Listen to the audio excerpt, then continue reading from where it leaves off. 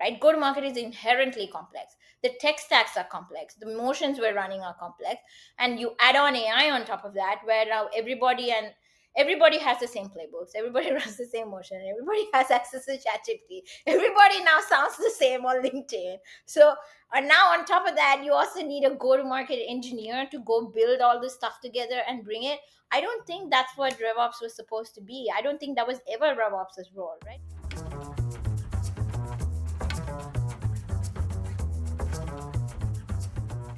Right. All right, everybody, welcome to this episode of the RevAmp podcast. I'm joined today by a special guest, Karthi Ratnam. She's the co-founder of the RevGenius community as well as Audience House, and we're going to get into all of that and some conversations about how RevOps can kind of reframe themselves and really capitalize on one of the biggest opportunities out there. Before we jump into all that, Karthi, why don't you go ahead and tell the folks at home a little bit about you and your journey and kind of how you got to where you're at today. Thanks, Mark. It's nice to be here finally. I know we went back and forth a little bit, so I'm happy to be here. So yeah, my journey is I started off as like a tech writer because I'm fascinated. I've always been fascinated to bridge the gap between what's technical and marketing and be able to speak to the product. And from there, I started my journey primarily building open source communities in Linux and stuff like that. I'm Indian, so back home. And there I really fell in love with the idea of community and building it like properly. Like when I mean by that is an actual community, not one that's like trying to just, not a brand community that's just trying to extract value from you, but a real community which is like collaborative and wants everybody in the space to succeed. So and then of course after that, over time I started working at with Peak. I joined Peak community, which Stangram founded, and then I started from there I started working at GT Partners. I was heading their go to market, and that's where I met Jared, and we both had passion for similar things. And then he asked me to come aboard as a co-founder for RevGenius, and then we also co-founded Audience House together, which is all about building audience and movements. Yeah. And just for the folks at home, Jared is the other co-founder of RevGenius. Yes, and RevGenius is a fantastic community. I've been a member since 2019, 2020, or whenever it first basically came out, with a whole bunch of different go-to-market folks, sales, marketing, RevOps. Really great and active community.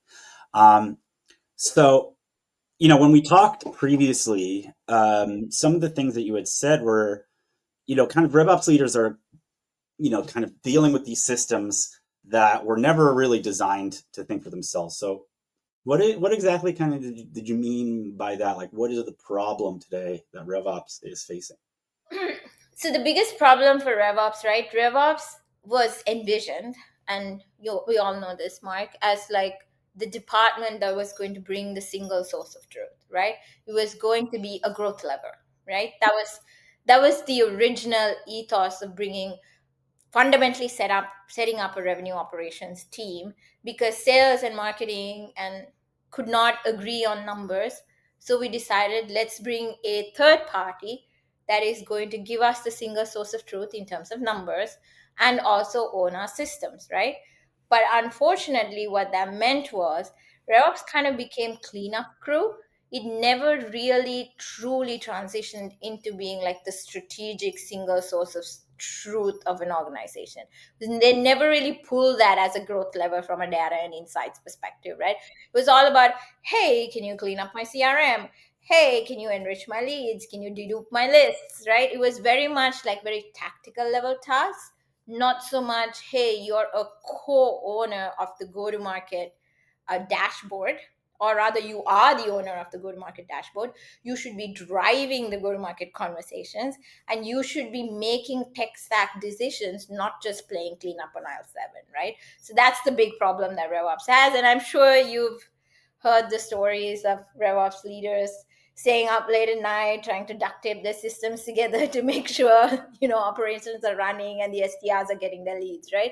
So that's the big problem that RevOps is having right now, because as organizations grow, Mark, and I'm sure you know this, the more and more data you collect, the more and more the filthier the data becomes, right? And then eventually you're just stuck in, like, it's a cesspool, right? You're just playing with fire, and RevOps end up getting blamed for it. And that's not fair, because that's not how it was originally envisioned for it to be, right? And the and as you know, and you and I riffed on this a little bit, I'm a big fan of AI, but I believe AI should be used for human empowerment, not for replacement. I think the biggest opportunity with AI lies for RevOps, because RevOps can actually leverage AI in a manner that helps them get out of the cleanup duty, which AI is pretty good at because it doesn't have to think, right? It can do that, and be the strategic growth lever for the company. Yeah. Yeah, and I think, this issue of RevOps really wanting to be a strategic function, but often getting pigeonholed into more of this tactical cleanup crew thing. This is the fundamental issue I think that most RevOps folks that I talk to deal with, or at least they feel is the big kind of fundamental issue across the ecosystem. And so I think, one of the things that we had talked about is how to kind of reframe this to move away from kind of just being a fix-it person and just taking orders and dealing with fields in a CRM and become much higher level. So what is that reframe, and how does somebody in RevOps kind of go about it? Yeah, so we believe, well, by we, I mean at RevGenius, and I think a lot of RevOps leaders would agree, the core problem with RevOps is the ops part, which is the operations, which inherent implicitly implies that your role is tactical, right? Because it's revenue operations. But truly, what RevOps is doing is revenue creation, right? They're building the revenue engine of the company, but people just don't see it that way, because sales is always the tip of the spear, Marcus. You know this. And then there's marketing, right? Everyone else is just support staff, right? Enablement, RevOps, product marketing, it all gets kind of bundled into kind of the same thing of like being tactical. But there are situations when it becomes strategic, right? But what RevOps actually does is they create the revenue engine for the company and they run it. So that's the big unlock that RevOps needs to come out of.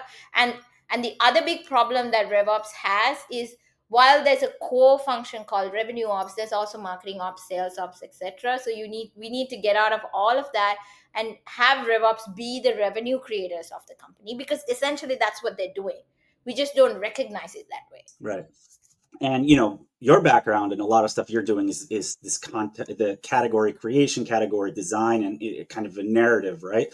And I think that as marketers, the narrative building is something that is inherent to what we do.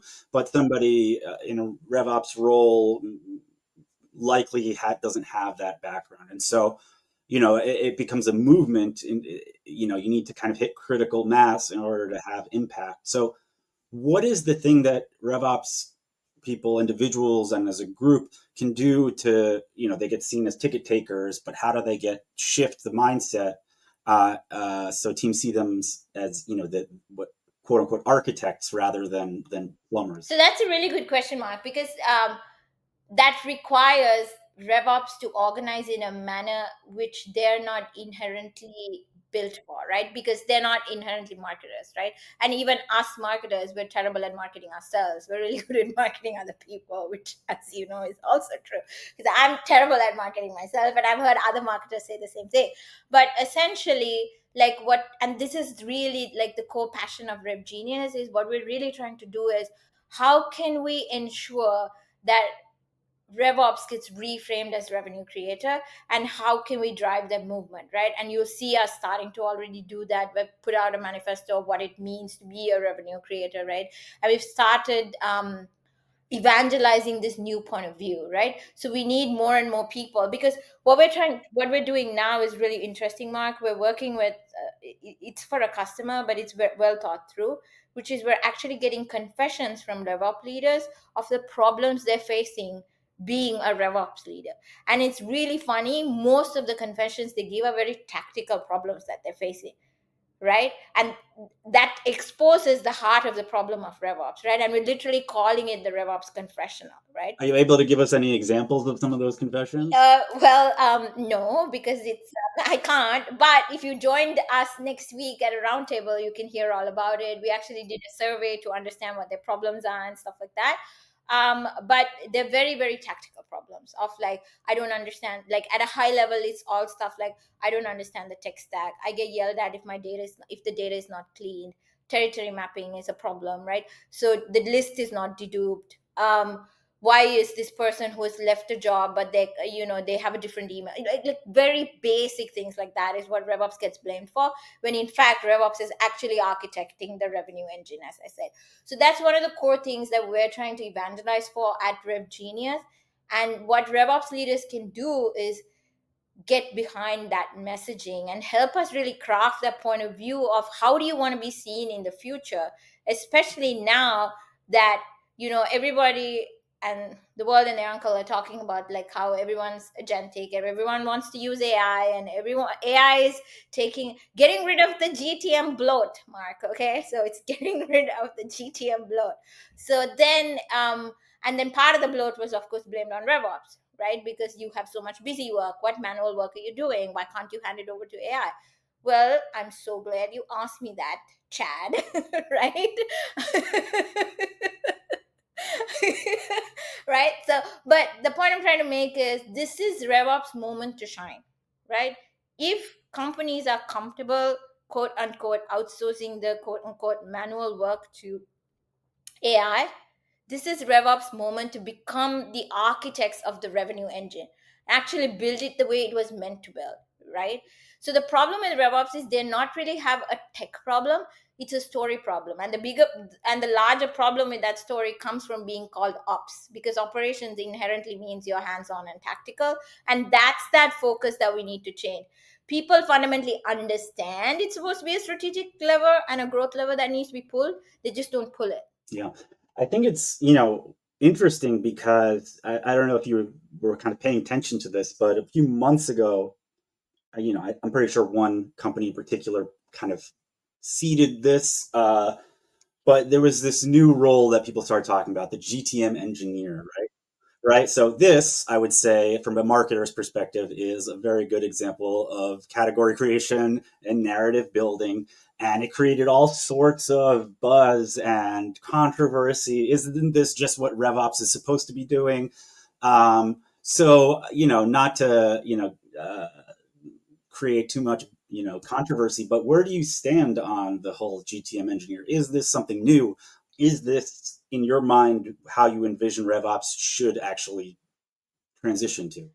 So I have a problem fundamentally, and this is going to be controversial. I hope you're okay with that. We live for controversy here at Rev. My big talk track when that came out is that go to market is not an engineer's role, right? It's a go to market leaders are sales leaders, marketing leaders, RevOps leaders, customer success leaders, and product leaders, but they are not engineers, right? So the very framing of the fact that you need a go to market engineer, in my opinion, adds another level of complexity to an already complex problem, right? Go to market is inherently complex. The tech stacks are complex. The motions we're running are complex. And you add on AI on top of that, where now everybody has the same playbooks. Everybody runs the same motion. Everybody has access to ChatGPT. Everybody now sounds the same on LinkedIn. So now on top of that, you also need a go-to-market engineer to go build all this stuff together and bring it. I don't think that's what RevOps was supposed to be. I don't think that was ever RevOps' role, right? I think the reason the go-to-market engineer became a thing is because RevOps was treated tactically, and RevOps wasn't allowed to own the tech stack in a way and build it from scratch in a manner that they were meant to build it.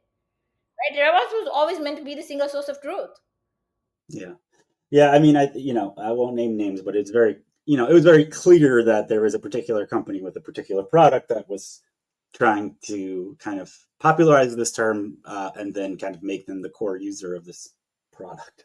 And we're very successful at it, I would say. Extremely. And that's but as you to your point, that's the power of naming, framing, and claiming, right? And that is the gap that RevOps is having, is that the naming, framing, and claiming is wrong. So let's get into that. In this ideal kind of future state that we want to build for RevOps, what is that naming and claiming, and what is the category and that they can claim, and like how do you name it and how do they claim it? So I think the big unlock for RevOps is the fact that they were always aligned to be the single source of truth. I think is still true. Would you agree, Mark? Or Yes, for sure. I think that it's creating the single source of truth, breaking down silos, all of the catchphrases that we talk about are still the core reasons for RevOps. for RevOps' existence, right? But unfortunately, it didn't exactly play out the way it was meant to play out, right? Like, and we've seen this in a couple of other functions too, Mark. And with your marketing background, I'm sure you'll empathize. Enablement faces the same issue in that, 5 years ago, I think Forrester or somebody said it's going to be very quickly, there's going to be a chief enablement officer, but it didn't really pan out that way, right? And now enablement is kind of learning and development, kind of clean up crew, give the salespeople what they need type thing, right? I would argue that chief revenue officer has suffered from this as well because it really, in essence, often becomes just the executive name for head of sales, rather than like this broad revenue GTM organization. Correct. Well, I mean, I think for not calling them chief sales officers and stuff like that, we reframed it as CROs. And there was, if you recall, there was like this minor ripple in the market where they suddenly said there was not going to be any CMOs, that VPs of marketing were going to start reporting into CROs, and sales and marketing was going to merge into one function. You remember there was a time when that talk track was happening, right? Yeah, well, a lot of those different, kind of fever dreams have happened over time and never really played out. Yeah. But to your point, to go back to RevOps, right? The To me, now is the perfect time for RevOps to actually step into the role of the single source of truth of data, right? Purely because AI gives them such a good opportunity to do that in a manner that it didn't allow them before, right? And I'll try to explain why. And Mark, I'd be curious to hear your thoughts as well. So the larger problem we've always had is silos, right? We've always had silos, right? And we've always, as you know, we've always had internal politics and stuff like that. This always happens between departments. It's natural where humans are involved. The beauty with AI is AI doesn't understand silos. It's not built that way. And it's not political because it's not a person. It's an interface. It's a system that learns, right? So now suddenly humans kind of almost have to unite to create processes that AI will understand. If not, it's going to break. Because you can't tell it, oh, up to here is marketing, from there it's sales, so you have to break this here. It's not like it's not going to understand that, right? So now we finally, I think, go to market as a team will unite because we have to, because AI doesn't inherently understand silos, right? So it breaks that. And the beauty is RevOps is really well positioned to lead that narrative, to drive that AI initiative, right? And to build that tech stack to actually be a revenue engine for the company. Absolutely. And I continuously go back to this phenomenon that continues to kind of boggle my mind, which is that I straddled two worlds basically, the marketing world and the RevOps world. The marketing world because I'm traditionally come from the marketing background, RevOps world because that's who I interact with the most. In the marketing world, AI is everything all the time, everywhere, just singing its praises. Very, very specific use cases. This is how I'm doing it. This is the agent I've built, etc. And yet, when I talk to RevOps folks and I bring up AI, yeah, I use ChatGPT sometimes. It's all very kind of abstract. I don't usually get a tangible use case and or the enthusiasm that I get elsewhere. And I don't know if it's just because they're playing their cards close and they don't want to give up secrets, or if in fact they're just not using it in any sort of real way. Because I would imagine, like you said, the opportunity for RevOps to kind of own the AI integration into the entire go to market is so ripe. and yet up until now, I haven't seen it really play out yet. So it's interesting you say that, Mark. And without revealing too much, I can tell you this: there are two like customers of mine that are very much in the RevOps space and in the agentic RevOps space, and they work with large enterprise companies, right? So the pushback they get is not from the CRO. The pushback they get is from the RevOps team, because RevOps, for some reason, I think, I don't know the word. Maybe it's a little bit of Stockholm syndrome, like in the sense that you've done the manual work for so long, you sort of don't want to let it go because it's become part of your identity. Who are you even if you're not deduping lists and cleaning up this? Do you know what I mean? Like, I feel like it's kind of, we've kind of lost the plot on the bigger picture of what we were supposed to be. So now we're kind of holding on really tight to all those manual busy work that we used to do, to the point where we're actually stopping ourselves from in fact becoming the single source of truth. That's an interesting point. Yeah, I mean, there is a level of kind of gatekeeping, holding on to these things that, in fact, are not the kind of natural type of work RevOps should be doing. I also wonder if, like, these folks are often the gatekeepers of what gets added to a tech stack, and they maybe are so jaded by how bloated, as we've talked about, things have become, and there were so many tools that were promised to kind of fix everything, and then they just ended up gathering dust, and so maybe they're just very hesitant to allow another thing into the fold. I'm not sure, but like it really surprises me, because I know that for me, and I do some ops stuff, I do some marketing stuff. I have AI tools open all over the place. I have like many different ones. I've been using it to like build internal tools, to build interactive tools as marketing assets, to automate and integrate and build internal agents, all of these things that have been, really great. I, I see that as a natural place for RevOps to be, yet I don't see many RevOps folks kind of inhabiting that. So there's an interesting old adage which I'm sure you're familiar with, that you don't get fired for buying IBM or SAP, right? Yeah, or Salesforce, right? Or HubSpot now and stuff like that. I think part of the problem is everyone is seeing. So part of the reason why RevOps is the single source of truth is, us marketers, we always had this when we were buying tech. We have shiny object syndrome, right? You show me a really shiny tool, more often than not, marketers will run behind it, right? We're all guilty of this. Part of RevOps role is to sort of temper the shiny object syndrome a little bit with truth. Part of that's part of them being the single source of truth, right? So uh, an argument can be made that part of RevOps' gatekeeping is that everyone's running behind AI like it's a bit of a silver bullet to fix things. And RevOps is probably like, hey, let's take a beat. Let's audit our existing tech stack. Let's understand our processes before you put AI in place. Which is, if that's what they're doing, it's a really smart thing to do, because AI isn't, and we covered this before, AI isn't going to work if your processes don't work. It's just going to be more garbage in, garbage out. You're just going to amplify the bad data you already have, and it's going to learn from all the shitty data you have and put out even more shittier stuff in the future, right? And then the worst part about, the cautionary tale for me about AI is people wanting to use agentic everywhere, right?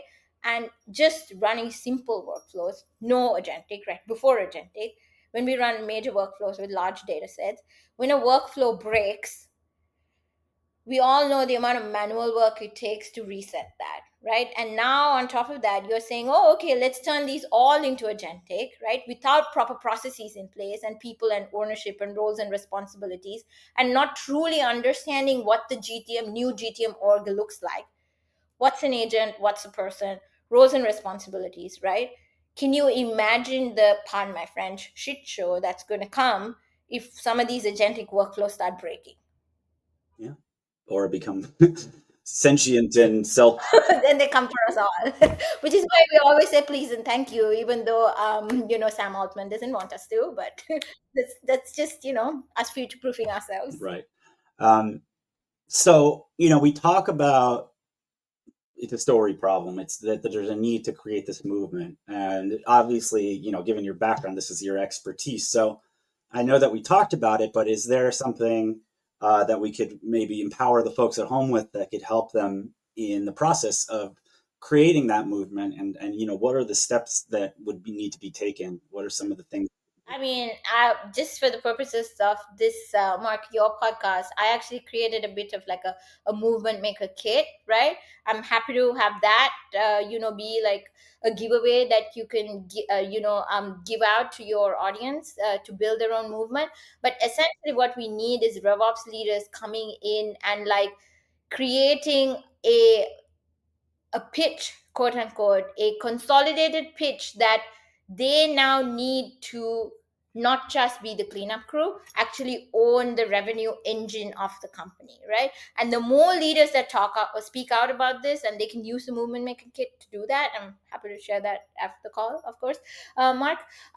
Is the more we need to talk about it, right? Because and also you'll see this, Mark. You see this. Marketers, salespeople, heavily active on LinkedIn, right? DevOps leaders, not so much,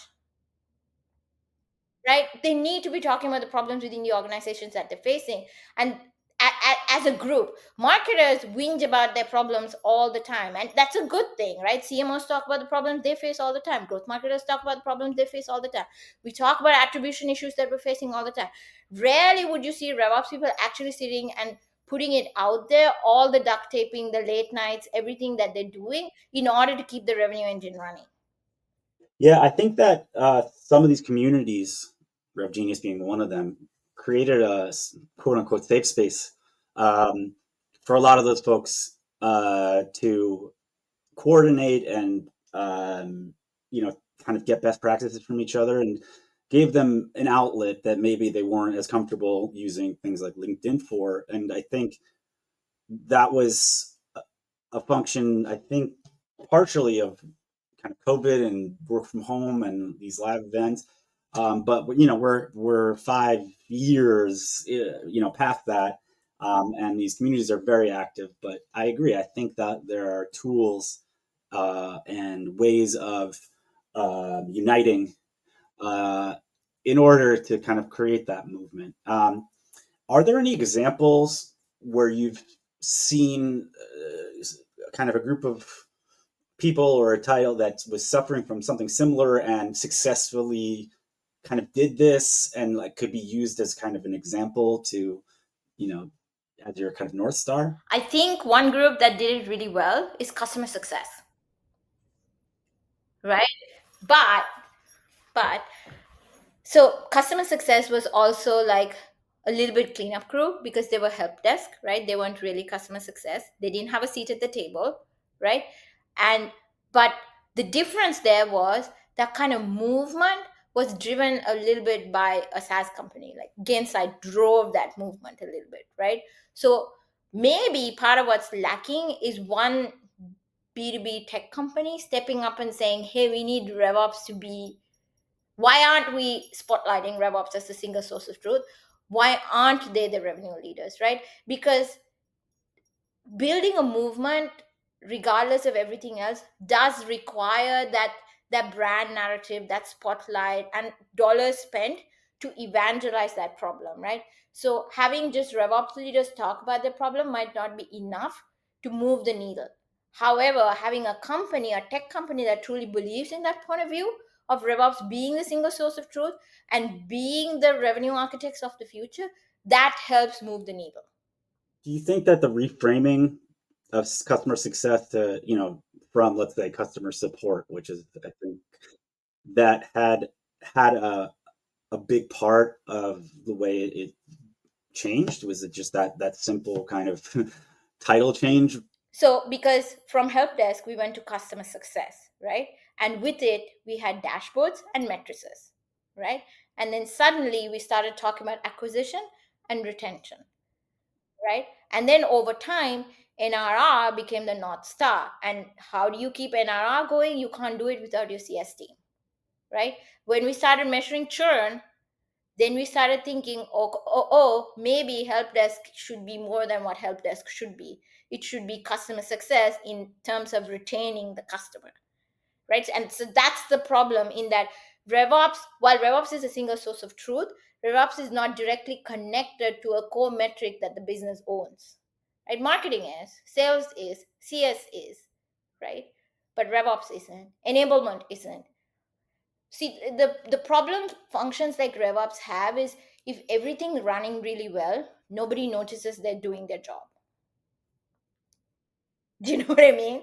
When something's broken, it's like, call the RevOps person and have them work overnight to fix this.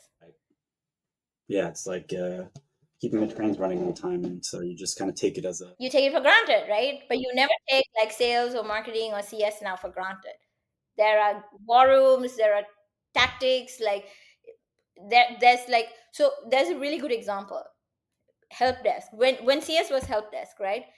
If say a $500,000 account is churning, suddenly the CEO, everybody is talking about how to retain that customer, right? What is that use case for RevOps, which helps move the needle of them just being like whatever they are right now, ops team, to being the architects of the revenue engine? Well, we'll definitely add a link to that book, yeah, the kit in the show notes for the folks at home. Before we wrap things up here, Karthi, why don't you go ahead and tell the folks at home where they can maybe learn more about you, about Audience House, about RevGenius, about all of it, where they can follow you, where they can learn more. Yeah, so people can connect with me on LinkedIn. I'm always passionate to talk about like community and social issues, as well as movement marketing, category creation.